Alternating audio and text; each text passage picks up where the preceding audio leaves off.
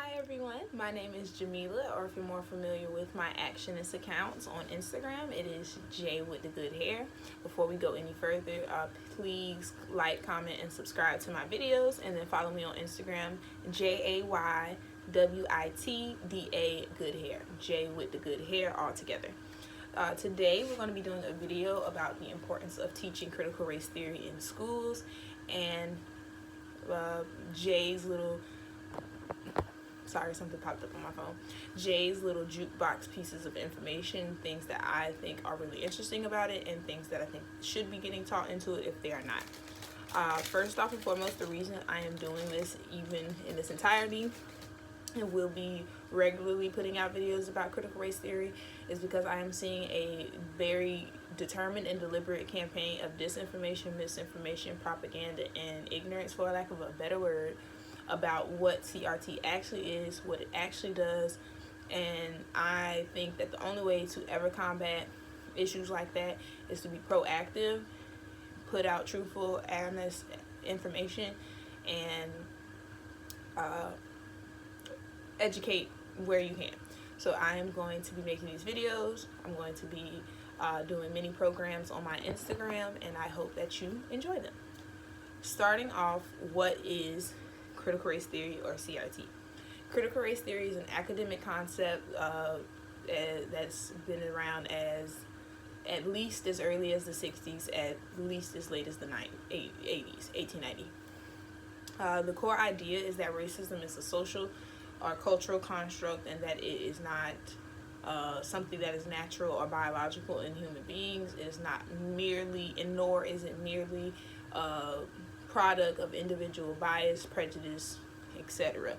But it is something that is deeply embedded in society, on the legal system, policies, practices.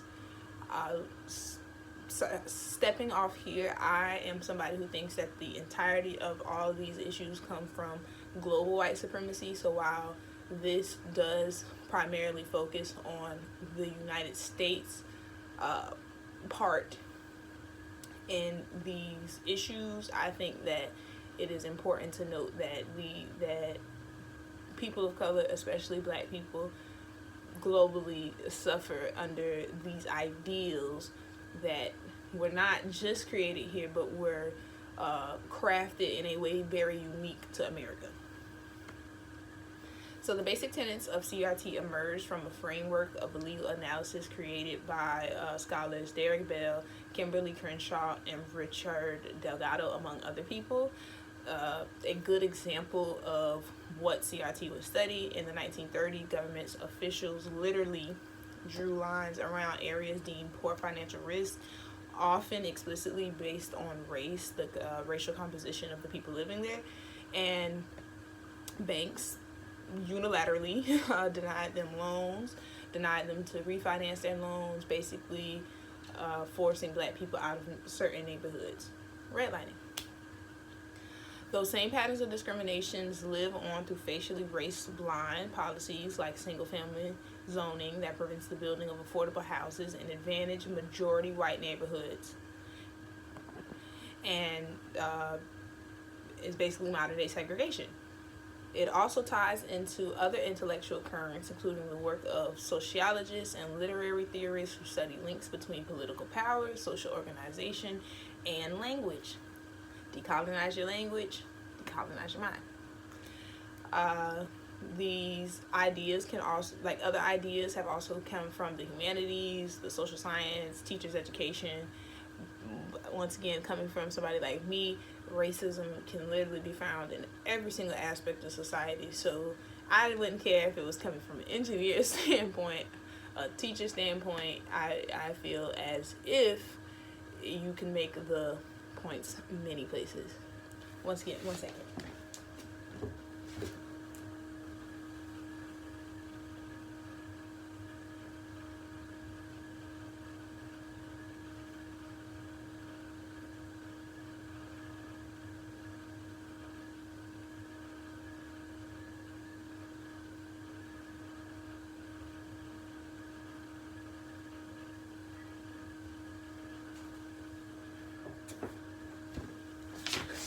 Once again, y'all, checking on my girlfriend.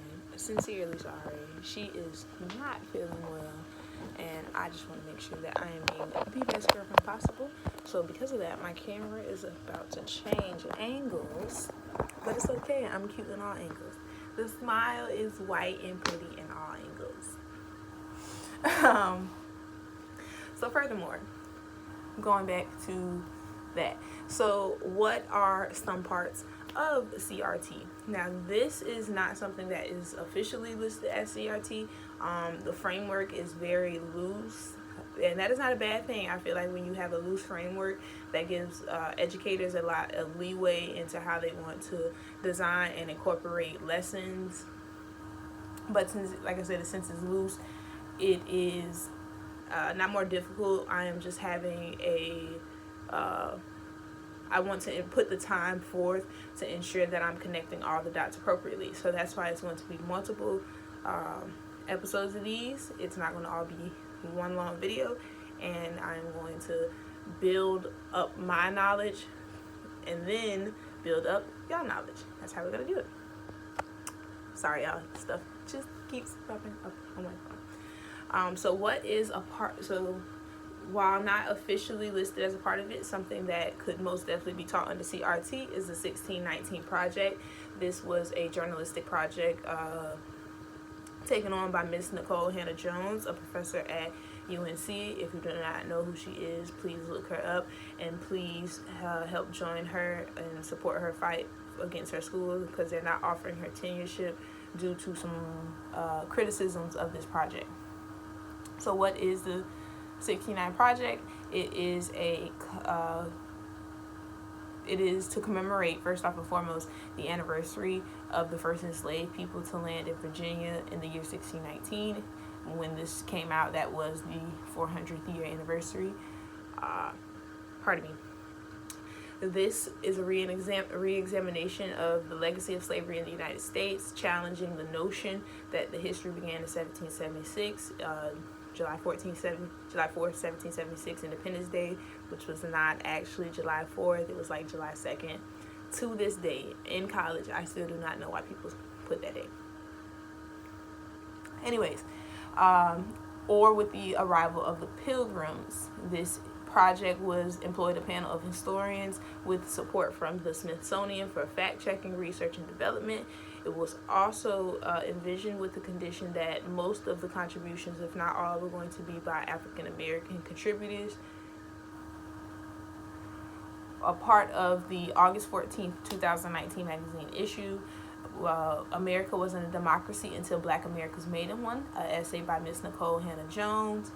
How False Belief in Physical Racial Differences Still Live in Medicine Today by Linda Villarosa. What the reactionary politics of 2019 owe to the politics of slavery, an essay by Jamel Bowie. I do apologize if I'm not saying your name correct. I love your name, Miss Jamil or Jamel. My name is Jamila, so I just love that. What's another one? Why American Prisons Owe Their Cruelty to Slavery, an essay by Brian Stevenson. So those are just some facets of what took place in this article. And if you go on YouTube, there is a whole video that will explain it more. This is also a Pulitzer Prize winning journalistic piece. So not only do I just think it's great for what it actually teaches, this is a literal embodiment of someone's hard work, research efforts, and geniusness, for lack of a better word. I recommend it to everyone, but that is something that a lot of people in its criticisms, and I don't like to say the word controversies, because that is something that a lot of people say. It's not controversies, it's criticisms of it. It is a lot of right-wing people. So on the other hand, several high-profile conservatives criticized the project. Former House Speaker Newt Gingrich criticized the project as brainwashing propaganda. Donald Trump stated, I just look at it, I look at school, I watch, I read, look at the stuff. Now they want to change 1492. Columbus discovered America. You can't discover shit that people are already on, nigga. You know, we grew up, you grew up, we all did, and that's what we learned. Now they want to make it the 1619 project. Where did that come from? What does it represent? I don't even know. And this is why we should teach it, because that way people can know. But I am a forever anti-Trump, so please don't ever come over here thinking that man hold no weight with me. But right there, so a lot of people are very reactionary to it and don't even understand what it is encompassing. When you go deeper, so I'm just going to pull one of those essays from them.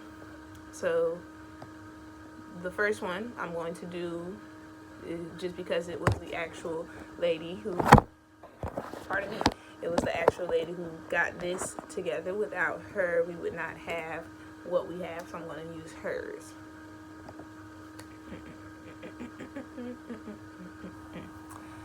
Our democracy's founding ideals were false when they were written. Black Americans have fought to make them true, which is absolutely true. All the basis of all human rights come from Black people's fight for consistent and constant liberation. Unpopular opinion, but the truth. Alright, so this is in a question format. In the article, the author states, there is no mention of slavery in the final Declaration of Independence. Pardon me, y'all. I am having a brain fart. Similarly, 11 years later, when it came time to draft the Constitution, the framers carefully constructed a document that preserved and protected slavery without ever using the word. In the text in which they were making the case for freedom of the world, they did not want to explicitly enshrine their hypocrisy, so they ought to hide it. The author highlights these ideas to support her point of view that, and then these are the answers. The system of slavery in the United States is the fault of British colonization. The founding of ideals in America were false when they were written. Economic concerns were the most important factor of declaring of independence and creating a government, or the government had planned to phase out slavery over time. That is not indoctrination. That is literally stating a factual piece of information. They did leave out the word slavery. It was never mentioned. And they are asking the people, why do you think that they did that? Somebody could say that there is no wrong or right answer if you can actually make the argument critically. If you could actually make the argument that this was the fault of British colonization from a critical standpoint, they're not saying that that would be right or wrong. That's just a critical lens. But we know that the answer is that the founding ideals of America were false at the time. The hint, what is the theme the author is establishing through this article? How would this information help support this theme? Simple as that. Now, another thing that I think would be amazing to see in critical race theory curriculum are two books. This book right here, A Bound Woman is a Dangerous Thing, The Incarceration of African American Women from Harriet Tubman to Sandra Bland by Damaris B. Hill. Amazing. And Unchained Memories, Reading from the Slave Narratives. This is based on a documentary by HBO. I am not familiar with where you could actually look up the documentary yet, but when I find out, I will most definitely let y'all know. The foreword is by Mr. Henry Louis Gates Jr., and the introduction is by Spencer Crew and Cynthia Goodman. These are actual enslaved African peoples in America, African Americans. These are who we are adults from. I'm trying to get it as clear as possible. During the 1930s, the Works Progress Administration from the government conducted interviews with formerly enslaved individuals, collecting photographs. It was more than 40 to help depict with vivid accounts told in the dialect of the formerly enslaved people of the painstaking labor, abuse that they went through and were subjected to, how they moved with recollections of family life, enslaved weddings and other special occasions, how they fought back through active resistance and self-liberation through running away, things of this nature. So starting off with this book, first off and foremost, there's a lot of works of art and poetry, but I am just going to go and pick out just a few people. So right here is a lady named Ida B. Wells.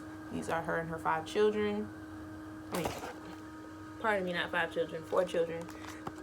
I'm tripping. This lady right here single-handedly is the reason why we know so much about lynching that we do. Just a brief synopsis. If you did not learn about her in school, this is not somebody I learned about in my K through 12 schooling. This is somebody I did learn about at an age, but I had to self-teach. Anyways, Ida B. Wells, an African-American educator, journalist, newspaper editor, suffragist, sociologist, and early leader in the long civil rights movement. She moved to Memphis. She moved to Chicago. She documented lynchings by the location of the loss. She was a master statistician, factoring in financial motivations for lynchings. Beautiful woman. Ran the place that she was doing all of her workout was ransacked, and she was forced out of town. She still did not stop her work. So this right here is a breakdown of her code for the lynchings. You can't really read it, but I don't want to read this to you because I do not think that you would get an accurate understanding. Let's see. All right. There are thieves in the temples. Circa 1892 equals 241 lynched, equals torn from wives' arms by rope, tree, fire, white supremacy, plus mob violence. 26 states united. Alabama, less than or equal to 22. Arkansas, same 25. California, 3. Florida, 11. Georgia, 17.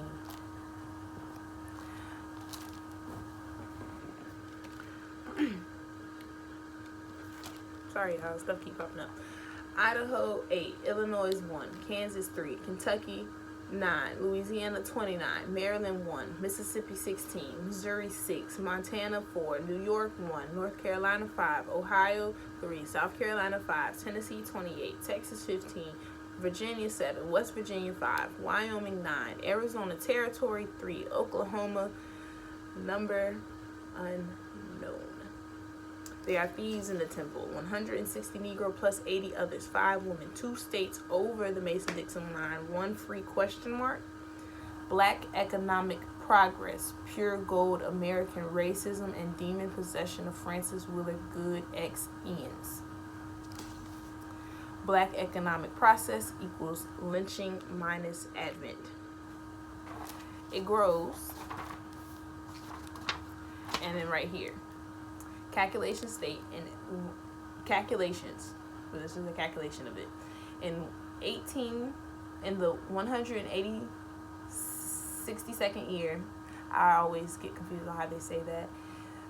On the Christian calendar, there were 241 lynchings in over 26 states, more than half of this in the Union. They are in the collective equal to 22 or more murders in Alabama, 25 or more in Arkansas, 3 in California, 11 or more executed in Florida, 17 or more in Georgia, some 8 souls, maybe plus some in Idaho, 1 or more orphans in Illinois, 3 or more lynched in the free state of Kansas, 9 more murdered in Kentucky, 29 or more noosed in Louisiana, 1 more in Maryland, 16 or more souls swing in Mississippi, 6 or more are killed in Missouri, in Montana 4 or more, at least 1 in New York State, and 5 or more murders in North Carolina, a trinity or more people in Ohio. South Carolina carried 5 or more, a crown of 28 or more are lynched in Tennessee. Texas follows with 15 or more taken to the trunks of trees. 7 or more swing in Virginia while the Star-Spangled Banner bangs from the bay. 5 or more pulled from the neck in Wyoming. 9 or more off in Arizona Territory, and another trinity humming something unholy moments before they are riddled with bullets and sway in the wind. When I tell you it's fact and the distribution of lynchings is high and the invisibility of black people does not equate to 0 black people, we all know that no is never really a 0, and that 0 in context of human life is not a balanced number but the sum of a loss. It is a probability measure. Intense. But why should that be taught in school? Because it's a part of history. That is over 241 lives, plus every single life attached to that life affected and impacted in an extrajudicial murder, often carried out by white mob violence, state-sanctioned violence, and the local law enforcement helping or standing by and watching it commence. Part 2 coming soon.